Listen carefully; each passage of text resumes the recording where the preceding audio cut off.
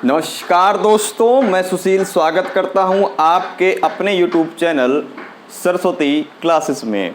आप लोगों ने जैसा कि थंबनेल में देखा होगा कि आज हम लोग बात करने वाले हैं न्यूक्लिक अम्ल या न्यूक्लिक एसिड क्या होता है, डीएनए क्या होता है, आरएनए क्या होता है। बहुत सी लोगों की मिथ्या रहती है कि क्या डॉक्टर का लड़का डॉक्टर ही बनेगा, या आप लोग देखते होंगे क्रिकेटर का लड़का क्रिकेटर ही बनेगा। आइए आज हम लोग इस मिथ्या को दूर करते हैं और समझते हैं आज का टॉपिक डीएनए क्या होता है, आरएनए क्या होता है। ठीक है तो बात करें न्यूक्लिक अम्ल की कि न्यूक्लिक अम्ल या न्यूक्लिक एसिड होता क्या है। एक्चुअल में जो सजीव होते हैं, जीव होते हैं, उनमें न्यूक्लिक अम्ल दो प्रकार का होता है। एक होता है डीएनए और एक होता है आरएनए। लेकिन कुछ विषाणु या वायरस ऐसे होते हैं जिनमें केवल या तो डीएनए पाया जाता है या आरएनए पाया जाता है। आरएनए की बात करें अगर हम ऐसे कुछ विषाणुओं की बात करें कि ऐसे कौन से विषाणु हो सकते हैं, तो एक होता है टीएमवी, टोबैको मोज़ेक वायरस, या हम बात करें एचआईवी। ठीक है, एचआईवी में भी क्या होता है, केवल और केवल आरएनए पाया जाता है। आरएनए ही इनमें आनुवांशिक पदार्थ का कार्य करता है। ठीक है, वैसे हम लोग आज बात करेंगे डीएनए की। डीएनए की बात करें तो डीएनए का फुल फॉर्म होता है डीऑक्सी राइबोन्यूक्लिक अम्ल, अर्थात डीऑक्सी राइबोन्यूक्लिक एसिड। क्लियर। और न्यूक्लिक अम्ल की खोज की बात करें कि इसकी खोज किसने की थी, तो इसकी खोज की थी फ्रेडरिक मिक्सचर ने। ये नाम इम्पोर्टेंट है, एग्जाम में पूछ लिया जाता है कि इसकी खोज किसने की थी, तो इसकी खोज की थी फ्रेडरिक मिक्सचर ने। ठीक है, कहाँ पर की थी, तो मवाद कोशिकाओं में की थी। जो पस सेल होती हैं जिनमें मवाद पाया जाता है, वहाँ पर इन्होंने खोज की थी न्यूक्लिक अम्ल की। ठीक है, ये बात हुई। अब इन्होंने एक और यहाँ पर बात आती है, क्वेश्चन आ जाता है कि न्यूक्लिक अम्ल शब्द इनको नाम किसने दिया। ये क्वेश्चन पूछा जा सकता है कि न्यूक्लिक अम्ल की जो शब्द है ये नाम दिया किसने, तो ये नाम दिया था, ये शब्द का यूज किया था अल्टमान ने। ठीक है, ये इंपॉर्टेंट है आपका, अल्टमान ने से न्यूक्लिक अम्ल शब्द कहा। क्लियर हुई बात। तो ये तो बात हो गई न्यूक्लिक अम्ल की। हम लोग बात करें डीएनए की, तो डीएनए क्या होता है। बहुत सी लोगों की ये मिथ्या रहती है कि डॉक्टर का लड़का ज़्यादातर डॉक्टर बनता है, टीचर का लड़का टीचर हो सकता है, क्रिकेटर का लड़का क्रिकेटर बनता है। तो क्या ये वाकई में सही है, क्या इसका डीएनए का असर होता है। आइए इसको समझते हैं। तो डीएनए की बात करें तो ऐसा कुछ नहीं होता है कि सिंगर का लड़का सिंगर ही बनेगा या डॉक्टर का लड़का डॉक्टर ही बनेगा। डीएनए सिर्फ और सिर्फ हमारी पहले थोड़ा समझ लेते हैं डीएनए का कार्य क्या होता है। डीएनए का मुख्य कार्य होता है वंशागति को आगे बढ़ाना। डीएनए वह आनुवंशिक पदार्थ है जो पिता के लक्षणों को या मानव सजीव के लक्षणों को दूसरी पीढ़ी तक लेके जाते हैं। जैसे आप लोग इस बात को समझाता हूँ आपको दूसरे तरीके से कि मान लीजिए एक मानव का जो शरीर है, मान लीजिए मेरा शरीर है। अब यहाँ पर मेरी 5 ही उंगली क्यों हैं, ठीक है, मेरे 2 ही हाथ क्यों हैं। आप लोग देखते होंगे कि यही जो सूचना है डीएनए में, जो सूचना होती है डीएनए में, जो इन्फॉर्मेशन होती है, वो मानव जीव के विकास के लिए उत्तरदायी होती है। मेरा मुंह यहाँ पर है, नाक यहाँ पर है, बाल यहाँ पर आने हैं, कान यहाँ पर होना, यही सारी इन्फॉर्मेशन कहाँ होती है, डीएनए के अंदर। तो डीएनए सिर्फ सूचना को अगली पीढ़ी तक लेके जाता है। इसी प्रकार मानव जीवन की उत्पत्ति होती है। अगर जैसे मान लीजिए कोई दूसरा जीव हो और उसका डीएनए ह्यूमन बीइंग के साथ इंटरेक्ट कर दिया जाए, तो क्या ऐसा स्ट्रक्चर बनेगा? बिल्कुल नहीं बनेगा। जैसे कि मैं एक आपको एग्जांपल देता हूँ। अपन ने एक स्पर्म लिया और एक ओवम लिया। ठीक है, स्पर्म लिया आपने घोड़े का और उसका मिक्सर कराया अपन ने गधे के साथ। तो वहाँ पर आप देखेंगे कि ये दोनों एक ही जाति के थे, एक ही प्रजाति के थे, और इनसे बनेगा क्या? खच्चर बनेगा, जो एक इम्पोर्टेंट होता है, नपुंसक होता है। अर्थात ये कि जो मनुष्य का स्ट्रक्चर है उसकी इंफॉर्मेशन कहाँ पर होती है, डीएनए के अंदर होती है।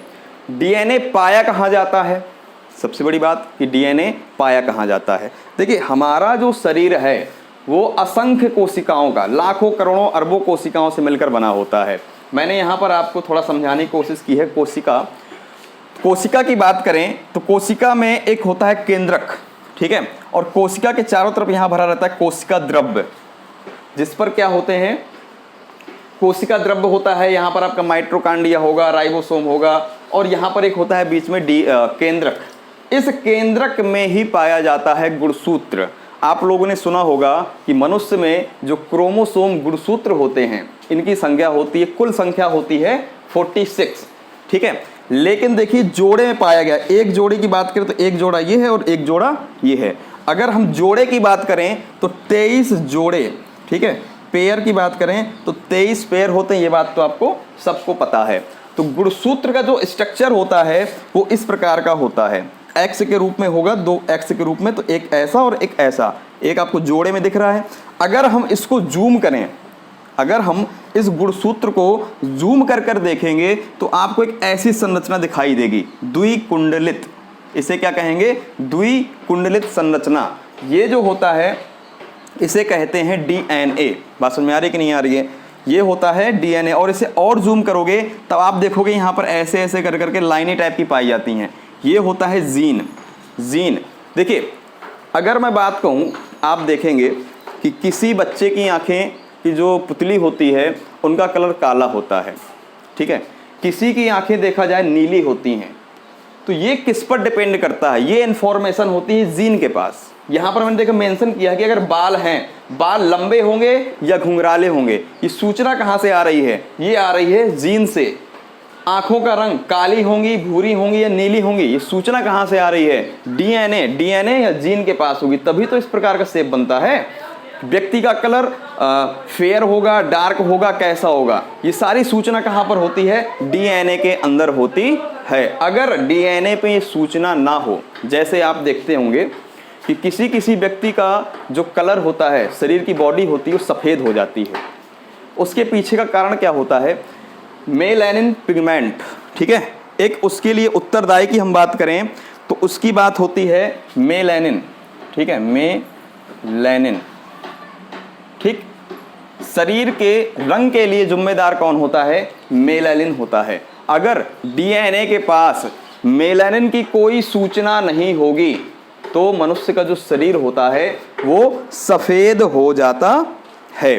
और जो सफ़ेद हो जाता है इसे कहते हैं, इसे एक रोग कहते हैं, एल्बिनिज्म रोग, इसे कहते हैं एल्बिनिज्म रोग, ठीक है। ये पूछा जा सकता है कि मनुष्य का जो शरीर सफ़ेद होता है, जन्मजात हो जाता है, इसका मतलब कि डीएनए के पास मेलानिन पिगमेंट की कोई इन्फॉर्मेशन नहीं है, इसलिए उसने उसका शरीर कैसा कर दिया, सफ़ेद कर दिया। और उस रोग को क्या कहते हैं, एल्बिनिज्म रोग कहते हैं, ठीक है। यहाँ तक मैं ऐसा करता हूँ कि आपको सब कुछ समझ में आ गया होगा। अब डीएनए की जो शेप है, जो आकृति है, ये द्विकुंडलित, समझ रहे हैं कि नहीं आप, जैसे ये जो नाग नागिन का आपने जोड़ा देखा एक दूसरे से यूं लिपटे हुए, उस शेप में होते। या आपने देखा होगा किसी पड़ोसी की चोटी देखी होगी, उसकी चोटी देखते तुम लहराती हुई ऐसे नागिन जैसी रहती है ना, बिल्कुल सेम वही होता है डीएनए। बात समझ में आ रही है। ये जो होते हैं, ये जो ऐसे करके, ये जो इस तरीके से एक आया हुआ है और एक ये इस तरीके से आया हुआ है, इन्हें कहते हैं न्यूक्लियोटाइड।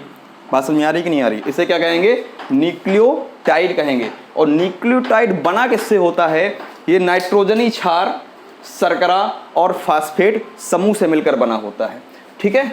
नाइट्रोजनी क्षार, शर्करा, इसमें पेंटोस शर्करा पाई जाती है, और फास्फेट समूह इसको अम्लीयता प्रदान करने के लिए रहता है। एक होता है न्यूक्लियोटाइड और एक शब्द आप और सुनेंगे न्यूक्लियोसाइड, ये हो गया टाइड, और एक होता है न्यूक्लियोसाइड। इनमें अंतर क्या होता है, कुछ अंतर नहीं होता है, मैं आपको थोड़ा सा बता दे रहा हूँ कि न्यूक्लियोटाइड में नाइट्रोजनी क्षार, शर्करा और फास्फेट समूह पाया जाता है, और न्यूक्लियोसाइड में फास्फेट समूह अनुपस्थित रहता है, अर्थात यहाँ पर नाइट्रोजनी क्षार और शर्करा ये दोनों केवल पाए जाते हैं और इसमें फास्फेट समूह अनुपस्थित रहता है। अगर कभी आ जाता है एग्जाम में कि निम्नलिखित में से किन किन से मिलकर के न्यूक्लियोटाइड बनता है, न्यूक्लियोसाइड बनता है, तो आप लोग यहाँ से कर लीजिएगा कि न्यूक्लियोटाइड में 3 और न्यूक्लियोसाइड में 2, उसमें फास्फेट समूह की अनुपस्थिति। क्लियर। और ये जो डबल हेलिक्स मॉडल है ये किसने दिया था, तो 1953 में वाटसन और क्रिक ने डबल हेलिक्स द्विकुंडलित मॉडल, ये क्वेश्चन काफ़ी बार पूछा गया है काफ़ी भी एग्जाम में कि डीएनए का द्विकुंडलित मॉडल किसने प्रस्तुत किया, तो आप याद रखिएगा 1953 में वाटसन और क्रिक ने डीएनए का द्विकुंडलित मॉडल प्रदर्शित किया या प्रस्तुत किया। ठीक है, कितनी बात हुई यहाँ पर। और अगर हम बात करते हैं गुणसूत्र की बात करें तो कोशिका के केंद्रक में पाया जाता है गुणसूत्र ऐसे नहीं दिखता है केंद्रक में, जब कोशिका का विभाजन होता है तब आपको धागे नुमा एक संरचना दिखेगी कोश केंद्रक के अंदर, उसे कहते हैं गुणसूत्र। गुणसूत्र को अपन लोग जूम करके देखेंगे, इसका एक इतना हिस्से जूम करके देखेंगे तो आपको इस प्रकार की कुछ आकृति मिलेगी यहाँ पर, ऐसे ऐसे करके, मैंने बताया ना ऐसे ऐसे करके, तो ये हो जाएगा आपका डीएनए, और डीएनए को जब आप जूम करोगे तो हो जाएगा जीन। बहुत से लोग पहले की बात अगर करें तो थोड़ा सा कि पहला आनुवंशिक पदार्थ क्या था, ठीक है, तो पहला आनुवंशिक पदार्थ था आरएनए, राइबोन्यूक्लिक अम्ल। आरएनए में ही कुछ रासायनिक परिवर्तन होने से डीएनए बनता है। एक बात याद रखिएगा, अगर पूछ ले पहला आनुवंशिक पदार्थ क्या था तो डीएनए मत लगाइएगा, लगाइएगा आरएनए। आरएनए में ही कुछ रासायनिक परिवर्तन होता है और बन जाता है डीएनए। आरएनए का कार्य क्या होता है, आरएनए भी आनुवंशिक पदार्थ होता है। क्लियर, आरएनए भी आनुवंशिक पदार्थ होता है। मैंने बात बताई आपको कि कुछ वायरस में क्या होता है, डीएनए होगा या तो आरएनए होगा। आरएनए कहाँ पर होता है, टोबैको मोजैक वायरस पहला वायरस था, ये तंबाकू की पत्तियों में पाया गया था। एचआईवी हो गया, या इस समय कोविड का वायरस चल रहा है कोरोना वायरस, उसमें भी आरएनए ही पाया जाता है। और जिन वायरस में आरएनए पाया जाता है उन्हें कहते हैं रेट्रो वायरस। क्लियर हुई बात की नहीं, ठीक है। और इसी में एक और है कि जीन के संश्लेषण के लिए एक यहाँ से पॉइंट इंपॉर्टेंट है, आप नोट कर लीजिएगा। 1968 में, ठीक है, 1968 में जीन संश्लेषण के लिए भारत के महान वैज्ञानिक हरगोविंद खुराना जी को भी नोबेल पुरस्कार दिया गया था। ठीक है, याद रखना, इस शब्द याद रखना, जीन के संश्लेषण के लिए 1968 में हरगोविंद खुराना जी को, जो भारतीय वैज्ञानिक थे, इनको नोबेल पुरस्कार दिया गया था। सर थोड़ा पॉज करिएगा, दूसरा कर लो इसको।